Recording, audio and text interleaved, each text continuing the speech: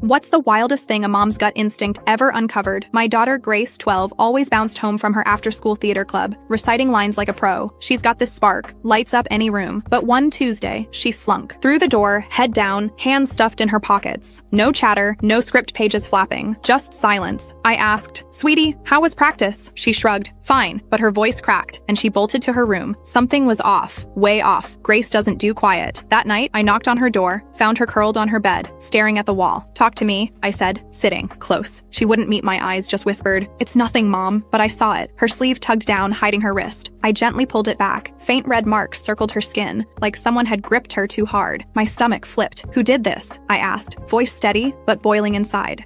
She bit her lip, tears spilling.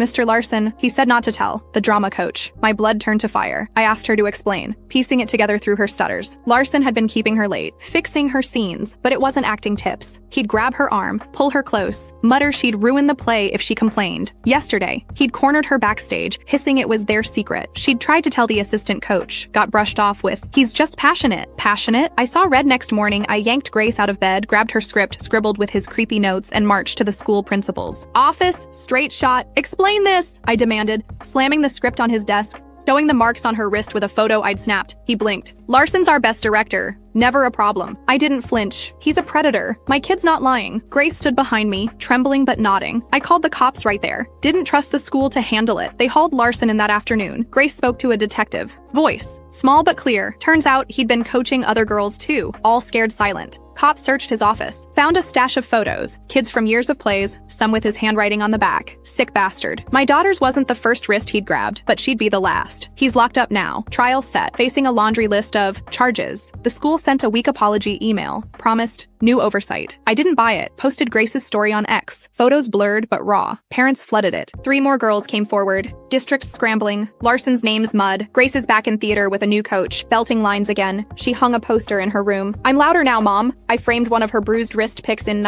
my office. Not for guilt, but grit. It's proof. A mom's gut doesn't sleep, and my girl's voice cuts through their lies. Sometimes a shaky script and a mother's wrath are what it takes to tear down a stage built on secrets.